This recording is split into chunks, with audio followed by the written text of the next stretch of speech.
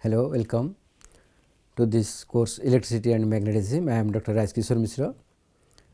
We had discussed in last class about electric field, flux, field lines and Gauss law and of course Coulomb's law. Today we will discuss about applications of Gauss law. Last class I told you that both Coulomb's law and Gauss law are very fundamental laws in electrostatics, and using both laws we can find electric field, but in certain situations where symmetry permits, Gauss law is extremely useful and very convenient and quickest way to find electric field. So, let us discuss what are the symmetrical charge distribution, and in the first class I told you that charge is quantized in nature because the basic unit of charge is the charge of electron, and every charge consists of integral multiples of electron charge, but this is at the microscopic level. In practice, when we come across with charge, the charge is distributed over some wire, some surface of a conductor or throughout some volume of a material, and this charge at macroscopic level consists of numerous these basic electronic charges which are spaced very closely. So, we can take them as continuous charge distribution in macroscopic level, and this continuous charge distribution is often characterized by a charge density function. If the charge is distributed over a line, say on a wire of whatever length, then we can define a charge per unit length. dl is an infinitesimal length element of the wire, dq is an infinitesimal amount of charge in it, and this ratio defines linear charge density. So, that the charge on this element is lambda into dl, and we will integrate it to find the total charge. Okay. This is about linear charge distribution which is characterized by a linear charge density lambda. Now, similarly, when charge is distributed over the surface, we can define this continuous charge distribution in terms of a charge density function, surface charge density function sigma, which is equal to dq by dA or ds, whatever dA. dA is the area element, it is an infinitesimal area element on which the charge dq is distributed. So, that charge per unit area is surface charge density sigma, and the total charge is obtained by integrating sigma over the area. Okay. Similarly, when the charge is distributed over a volume, this charge distribution is characterized by a volume charge density rho, which is defined as dq by dV. dq is the charge element over an infinitesimal volume element dV. So, that we have a volume charge density rho and the total charge q is equal to integration of rho dV. These are the continuous charge distributions, linear charge distribution, surface charge distribution and volume charge distribution. And our Gauss law says that integration of electric field, integration of the surface integral of the normal component of electric field over a closed surface, that is the total flux, is equal to q by epsilon 0, where q is the total charge enclosed by the surface. So, using this law, if we want to find this electric field E, what we need, of course, this is applicable, I mean this is always true, this equation is always true, but our point is how to calculate the field easily and quickly. In that case, this integration sometimes becomes very complicated integration to work out. If there is symmetry, then we will have an we can hypothetically we can imagine a surface, hypothetical surface over which the electric field will be uniform and its direction is normal to the surface often. In that case, if electric field is uniform and normal to the surface, then E dot ds, that is E ds cos theta, this cos theta becomes 1 when field is normal to the surface element, because theta is equal to 0 degree. The surface, if this is the surface, normal to the surface is the direction of ds and electric field is in the same direction, then angle is 0 degree, cos 0 is 1. So, it becomes only E ds, and again if this E is uniform, E is constant, is having constant value over the entire surface, then it can be taken outside the integration. So, that our integration will be only to calculate the area, total area. So, field into total area will be the total charge enclosed divided by epsilon naught. Then we can easily find out electric field. So, when this charge distribution, whether it is linear, surface or say volume, if the charge distribution is symmetrical, then we can imagine a surface enclosing this charge distribution, which is also symmetrical about the charge distribution. So, that the surface is equidistant from the charge distribution and its magnitude is same, direction is either normal or maybe sometimes the direction is parallel to the surface. In that case, flux contribution will be 0. If this field will be parallel to the ds element, then I mean field and surface area both are in same direction, then the normal to the surface and angle between the field will become 90 degree. In that case, cos 90 will become 0. So, we will have no flux through that surface. Coming to the symmetry, we come across with 3 types of symmetry. One is your spherical symmetry, second one is your cylindrical symmetry, and third one is plane symmetry. In spherical symmetry, charge is distributed over a spherical surface or a spherical volume uniformly, that is having spherical symmetrical charge distribution. And in case of plane symmetry, charge is uniformly distributed over the surface area of an infinite plane sheet. Then cylindrical symmetry, charge is distributed over a wire or over a cylinder, so that every unit length has equal charge distribution. So, these are 3 types of symmetrical surface, symmetrical charge distribution. And to find Gauss law, we have to construct a hypothetical surface that encloses this charge distribution. And this hypothetical surface, often we call it as Gaussian surface, we call it as Gaussian surface.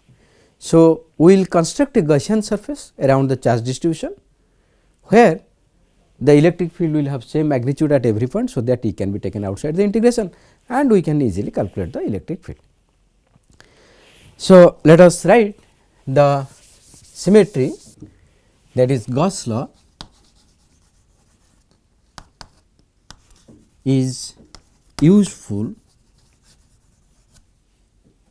when the charge distribution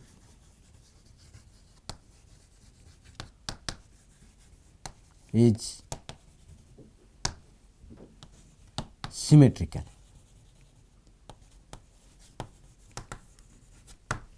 And there are 3 types of symmetry.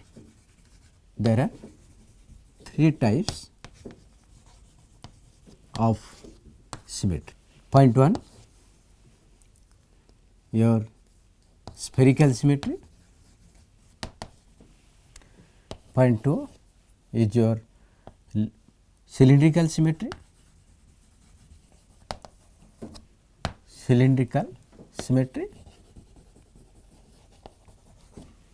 And third one is plane symmetry.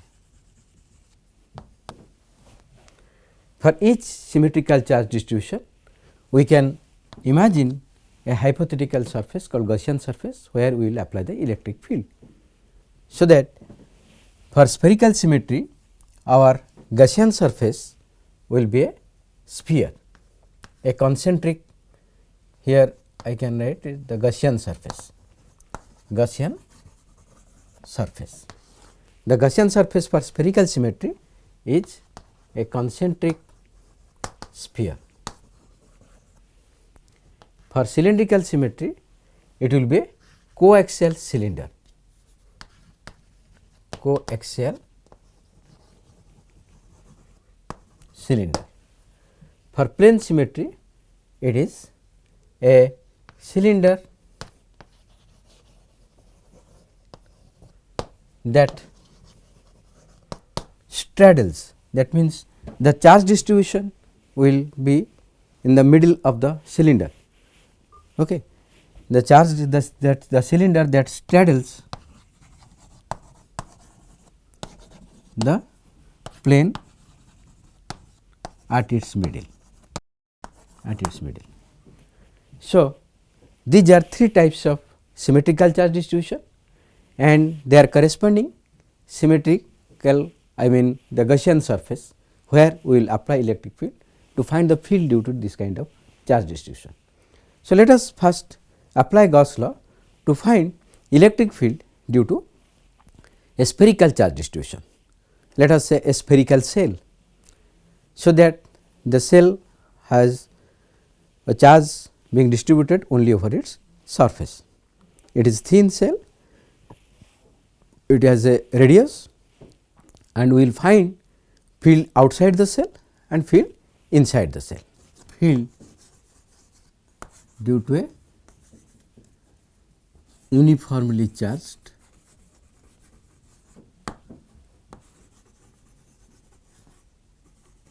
spherical cell. Suppose this is a spherical cell having radius r. Let us the radius written as capital R, take it as capital R. Okay. P is a point outside the cell, this is the center of the cell, charge q is distributed uniformly over the cell. So, first we will find field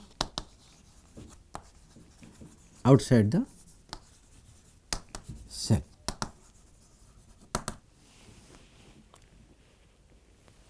P is a point outside the cell at a distance smaller from the center of the cell.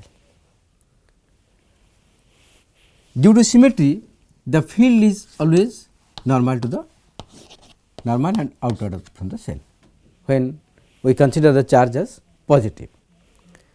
So, to find the field at P, we will construct a Gaussian surface that will surround the charge in a symmetrical way. So, obviously, this Gaussian surface will be again a concentric sphere whose center will be at O and radius r. So, this is our Gaussian surface. This is our Gaussian surface. So, the Gaussian surface here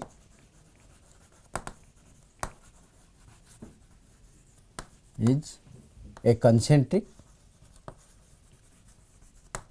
sphere of radius small r. Okay. So, field everywhere is normal to the surface, and as this spherical surface is equidistant from the charge distribution, the value of field at every point on this Gaussian surface is same. Now, Gauss law says integration of E dot ds around S, the closed surface S, is equal to the charge enclosed by epsilon 0. Here the charge is total charge q that is being enclosed by this sphere. So, that is q by epsilon 0, and as here the field is always normal to the surface, our theta is equal to 0 degree and E dot ds becomes E ds cos 0, that is E into ds. So, Gauss law now becomes integration around S E ds is equal to q by epsilon naught. As E is constant everywhere, it is taken outside the integration. So, E into integration of ds over s is equal to q by epsilon naught. Okay. And this implies E into, this implies now E into, what is the integration of ds over the closed surface? Here the sphere surface is the sphere and its total surface area is 4 pi r square. Therefore, E into 4 pi r square, this integration of ds becomes 4 pi r square, that is equal to q by epsilon naught, or E is equal to 1 by 4 pi r square q by epsilon naught, or E is equal to 1 by 4 pi epsilon naught q by r square. So, equation 1. So, this is the expression for electric field at a point P which is outside the cell at a distance r small r from the center of the cell. So, you can see if we put a point charge q at the center of the cell, the field expression would have been same, E is equal to 1 by 4 pi epsilon naught q by r square. So, the important point is the charge spherical shell behaves to an external point as if the entire charge is concentrated at its center. This is very important conclusion. Now, let us calculate the field at a point inside the cell. Let P is a point inside the cell at a distance small r from the center. That is the second case, field inside.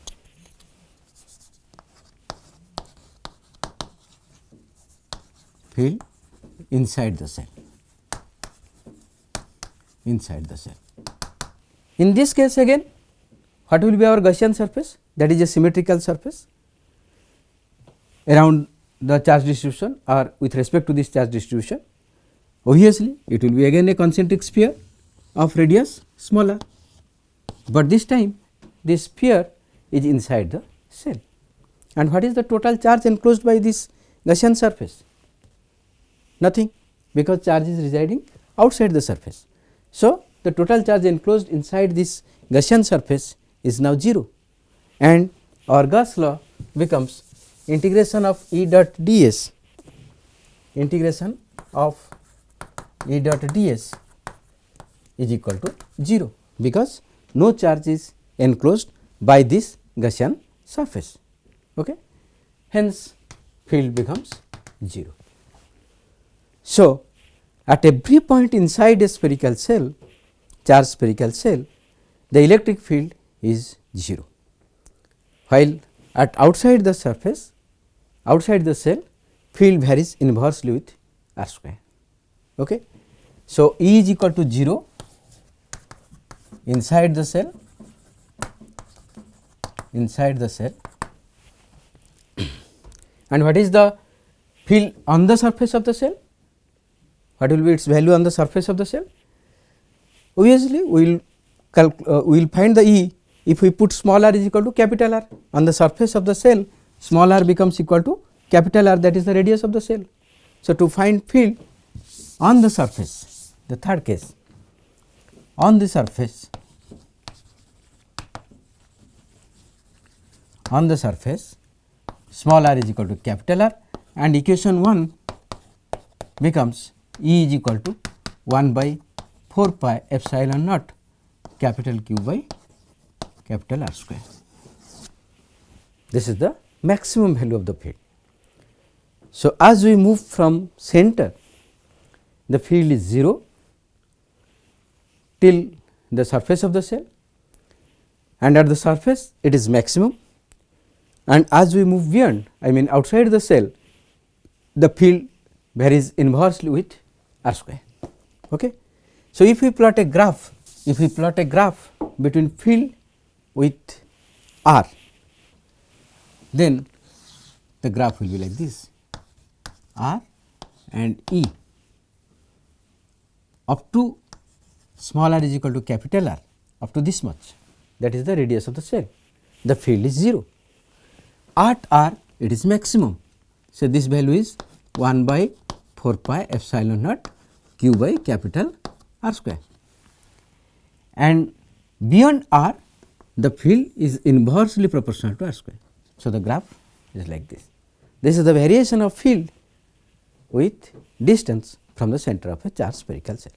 So, this completes our application of Gauss law to find electric field due to a charged spherical cell. Okay.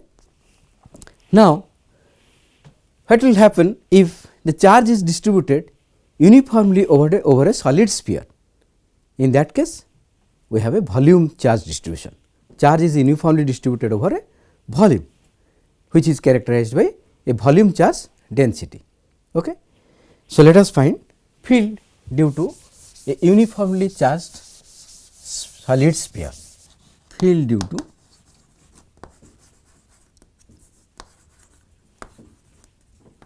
uniformly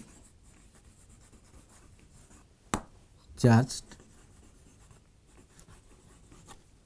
solid sphere.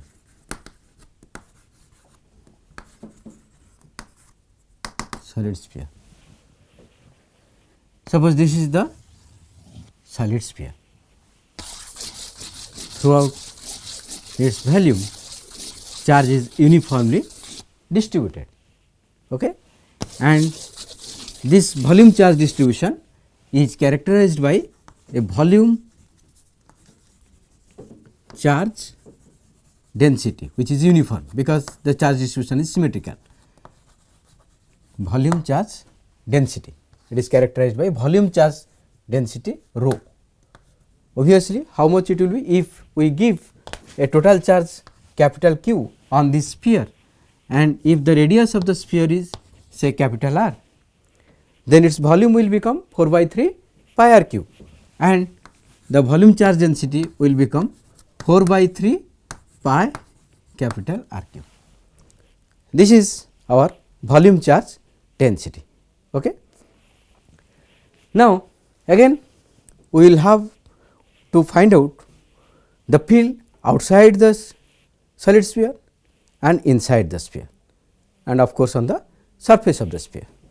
So, let us first calculate field outside the sphere,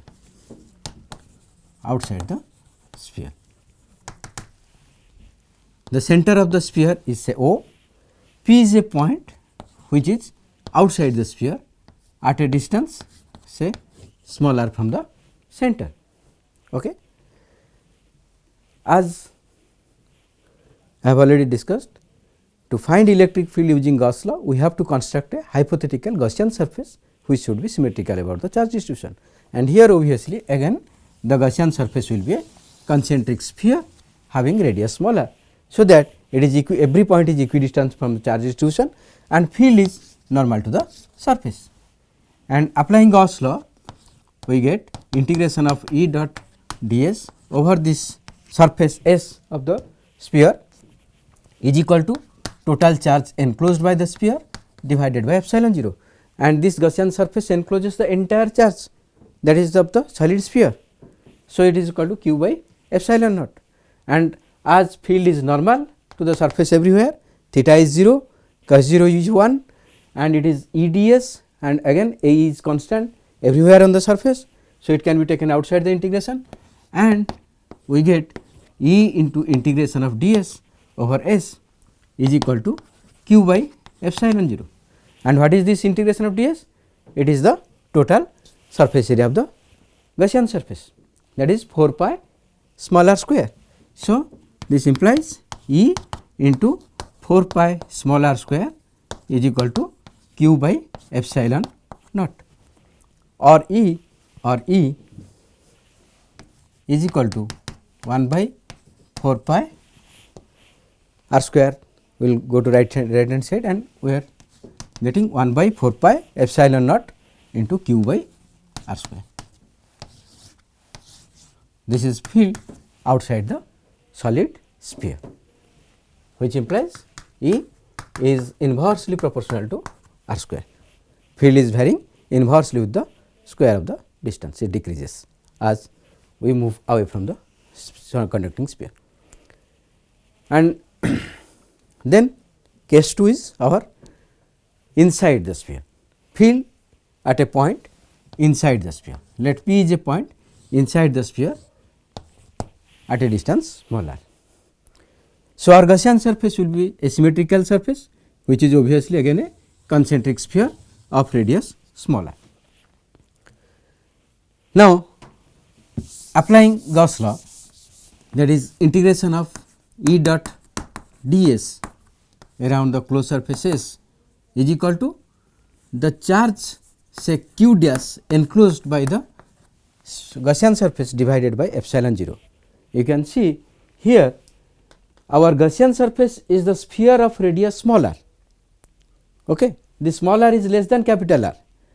So, obviously, this Gaussian surface is not enclosing the entire charge, it only contains or encloses a part of the charge, and Gauss law says that the flux is equal to charge enclosed by the sphere Gaussian surface, charge enclosed by the Gaussian surface is divided by epsilon 0. Let q dash is the charge enclosed here.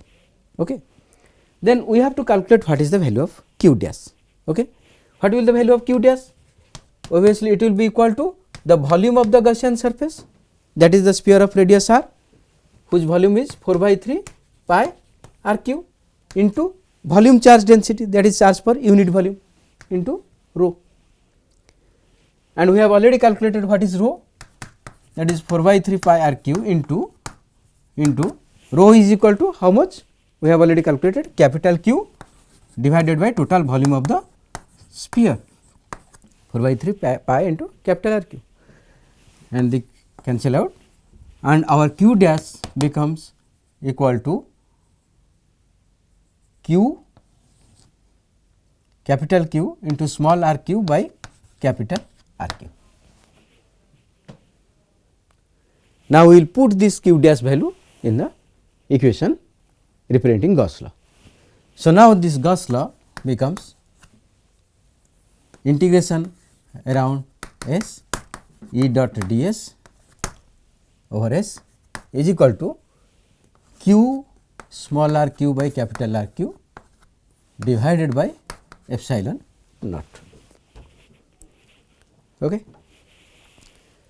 And as you have already discussed, due to symmetry this field can be taken outside the integration, because everywhere on this Gaussian surface field has uniform value and normal to the surface. So, this equation becomes E into integration of ds over S is equal to q small r q by capital R q into epsilon naught. Okay. This implies E into what is this value? It is the total surface area of the sphere of radius small r, that is 4 pi r square is equal to q into r q by epsilon 0 into capital R q, or E is equal to 1 by 4 pi epsilon naught,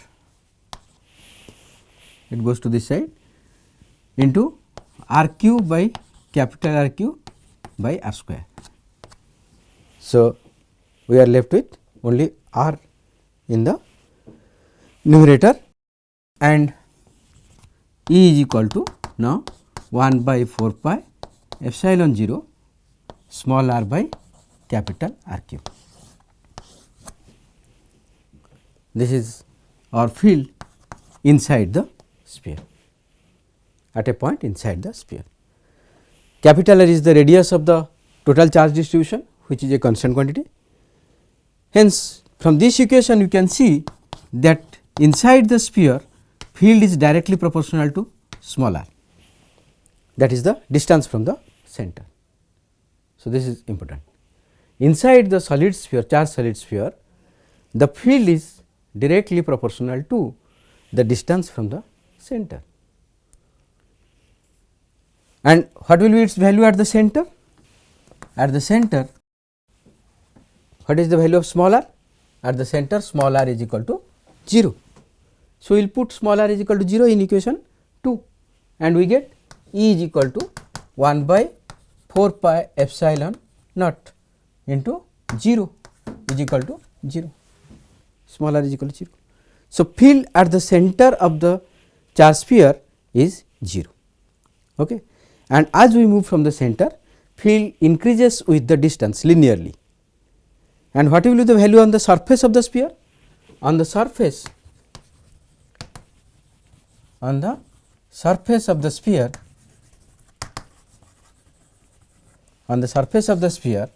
small r is equal to capital R, obviously small r is equal to capital R, and equation 2 becomes E is equal to 1 by 4 pi epsilon naught into capital R by R cube. So, it becomes square.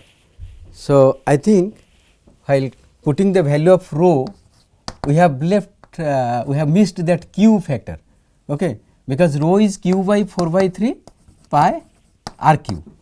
And let me just go 2-3 steps back, I have missed it somewhere. Our at internal point, integration of E dot ds over S is equal to the total charge enclosed q dash by epsilon naught. Here it is equal to 1 by epsilon naught, q dash is q by 4 by 3, I mean the volume of the sphere 4 by 3 pi r q into charge density rho, that is equal to 1 by epsilon naught 4 by 3 pi r q into capital Q by 4 by 3 pi capital R q. 4 by 3 pi cancels out, and we are left with q by epsilon 0 into r q by capital R q. This charge q I have missed in the equation earlier. Now, this left hand side becomes, due to symmetry, it becomes E taken outside the integration, E into 4 pi r square, that is equal to q by epsilon naught r q by capital R q, or E is equal to 1 by 4 pi epsilon naught this q into r q by capital R q into r square. So, the field at inside the sphere is E is equal to 1 by 4 pi epsilon naught capital Q by R q into small r. This is the field inside the sphere. I am sorry, I missed earlier in that q, please correct it, okay. And at the center, now at the center small r is equal to 0 and E is equal to 0 from this equation. On the surface small r is equal to capital R on the surface, and we will put there small r is equal to capital R, and we get E is equal to 1 by 4 pi epsilon naught q by r q into r, it becomes square. So, E is equal to 1 by 4 pi epsilon naught capital Q by r square. This is on the surface.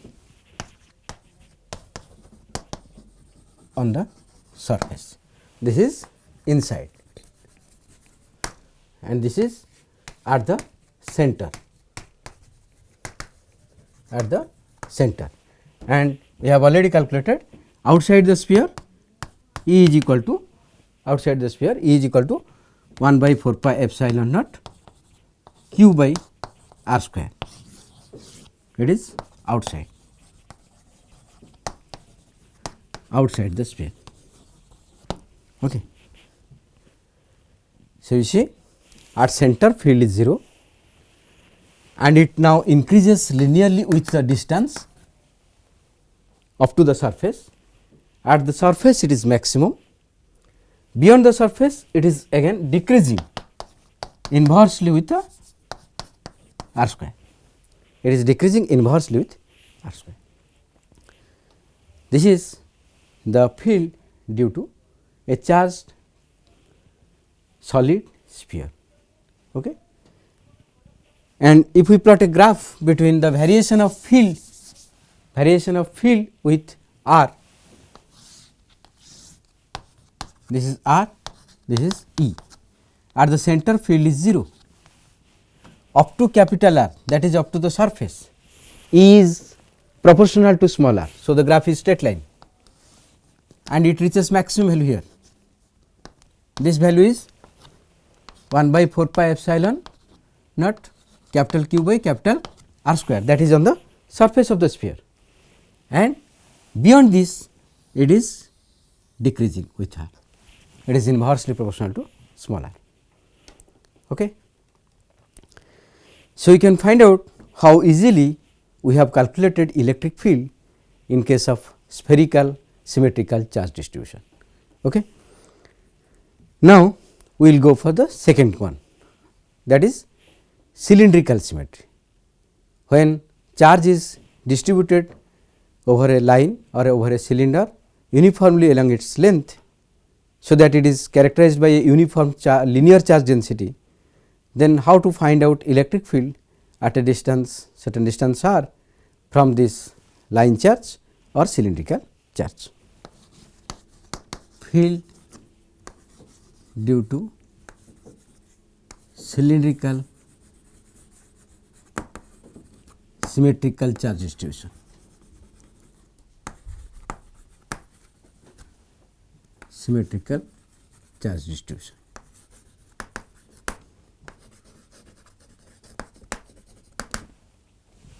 Let us consider a wire or a thin cylindrical body over which charge is uniformly distributed throughout its length,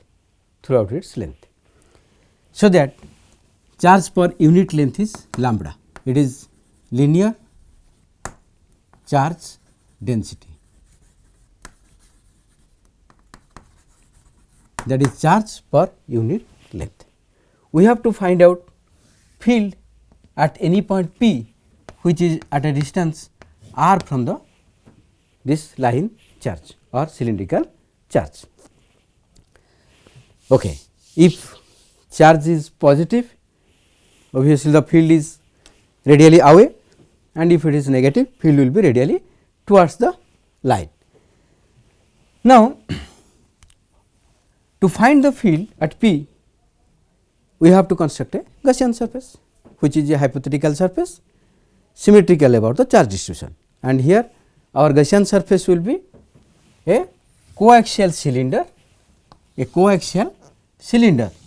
whose axis passes through this linear charge, okay, and its radius is smaller. So, that the point P where we intend to find the field lies on the curved surface of the cylinder. And what would be the direction of electric field at any point P? If we consider a small part here, due to this charge, the field at point P will be along this direction, okay. And we can obviously, of course, I forgot to mention one thing, that it should be an infinite length, cylindrical charge distribution of infinite length. We will assume it the length has infinite length, so that charge is spreading up to infinity or to a very long distance. So, that we can always get a symmetrical element about this point O, say at equidistance from O, another element for which the field will be directed along this direction.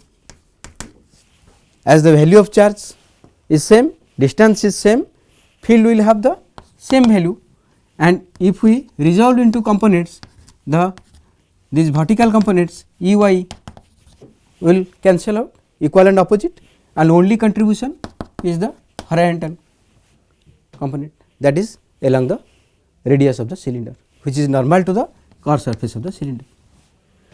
The same thing can be explained at this side of the cylinder. At every point of the curved surface of the cylinder, field is acting radially away, means normal to the core surface of the cylinder. This is because of the symmetry, because of the symmetrical charge distribution. And again every point on the core surface of the cylinder is equidistant from this linear charge. So, the magnitude of phi is same everywhere. So, along the core surface of the cylinder at every point field has uniform value and it is directed radially away. Okay. And there are another, I mean two other end faces of the cylinder. What would be their contribution to the flux?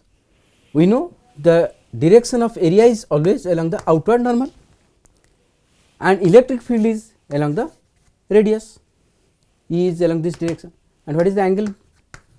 That is 90 degree, and our flux is E dot ds is E ds cos 90, that is equal to 0.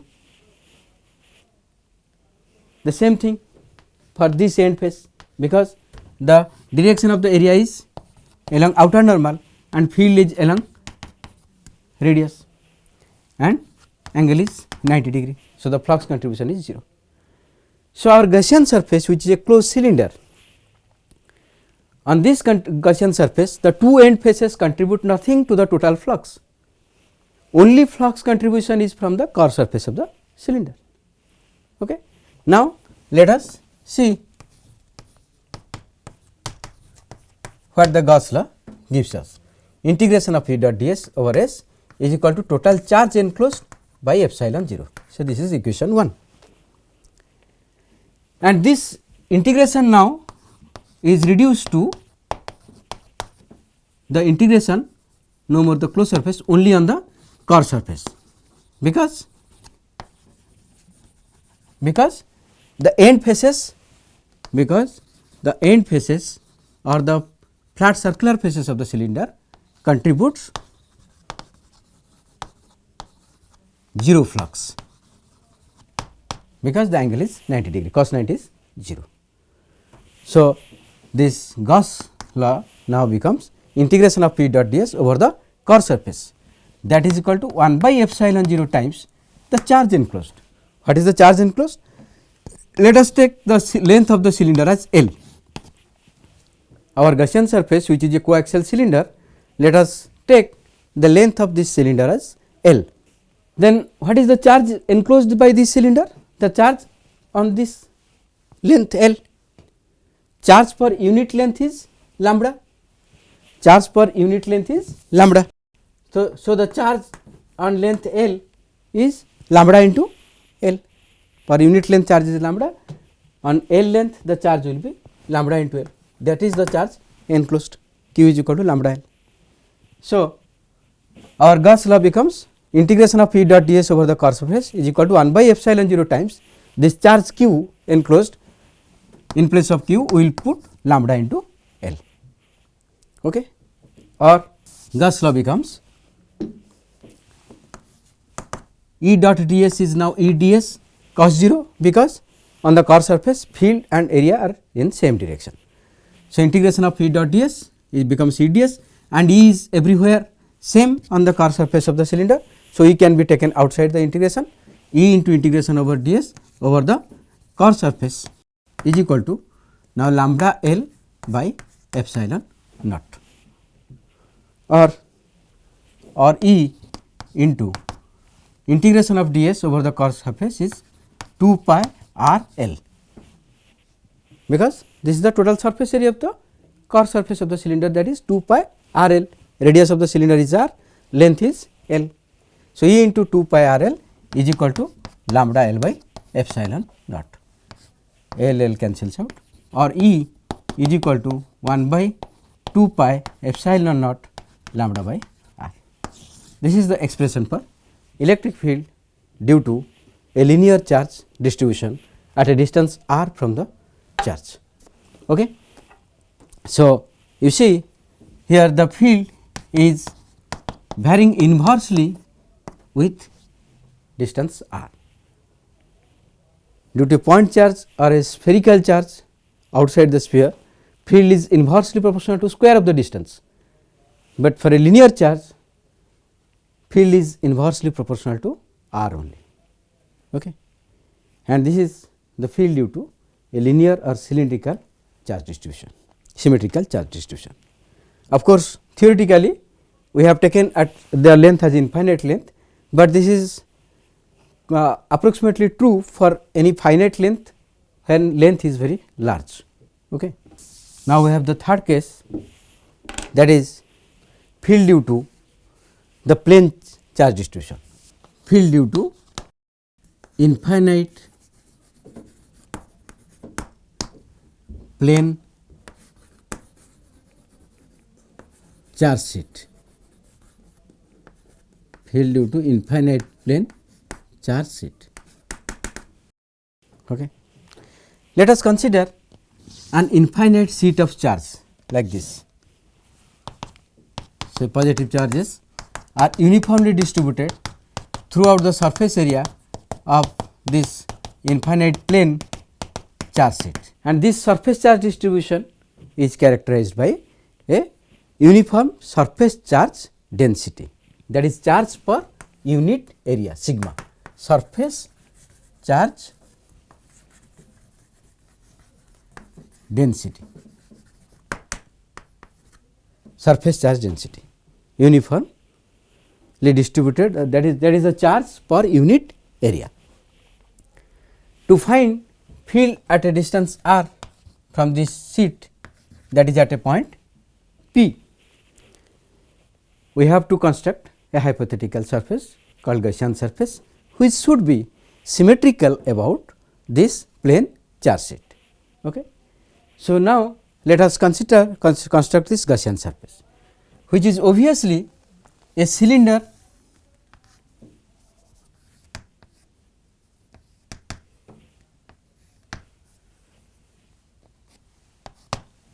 okay.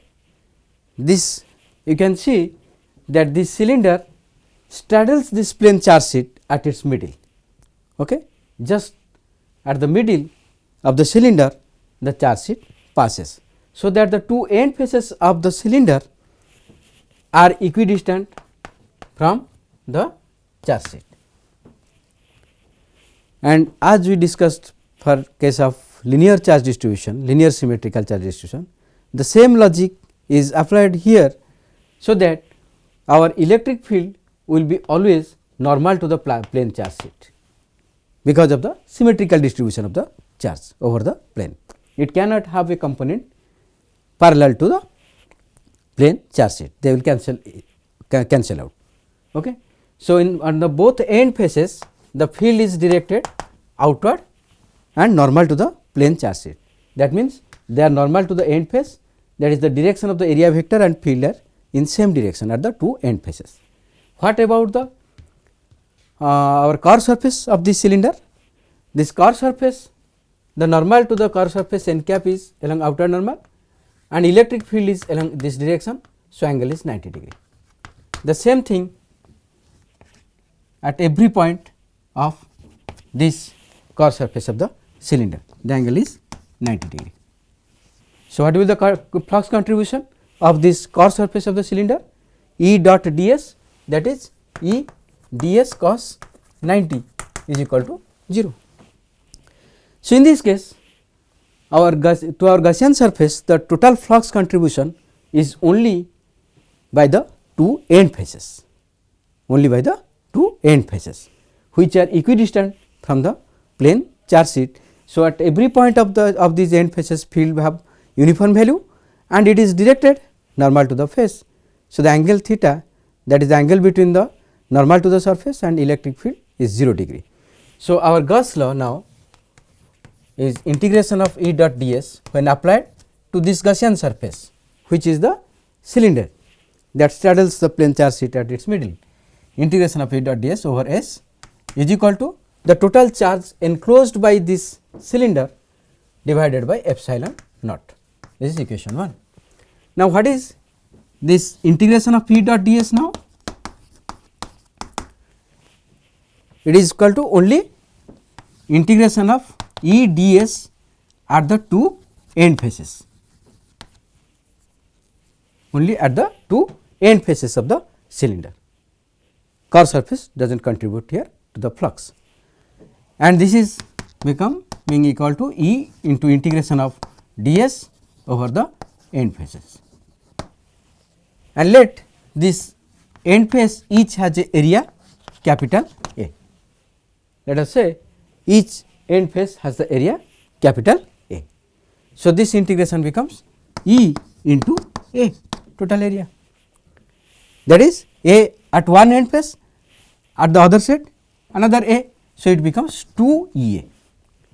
E into A this place, this face, E into A this face combinedly become 2 E A, and the curved surface contributing 0 flux. So, the total flux is 2 E A. The left hand side of the Gauss law becomes 2 E A. What will be the right hand side of the Gauss law? That is q by epsilon naught is equal to 1 by epsilon naught into the charge enclosed by this cylinder. Charge enclosed by this cylinder is the charge enclosed by this area, and we know charge per unit area is sigma, that is surface charge density. So, in the area A the total charge enclosed is q is equal to sigma into A. So, it becomes equal to 1 by epsilon naught into sigma into A, that is sigma A by epsilon naught, equation 3. Now, we will put the equation 2 and equation 3 in equation 1. The left hand side becomes 2 E A and the right hand side becomes sigma A by epsilon naught. So, the Gauss law becomes how much? Here 2 E A is equal to, the left hand side is 2 E A, right hand side is sigma A by epsilon naught. A cancels out, or E is equal to sigma by 2 epsilon naught. So, this is the expression for electric field due to an infinite plane charge sheet, and you see the most important point here is the field is independent of r distance.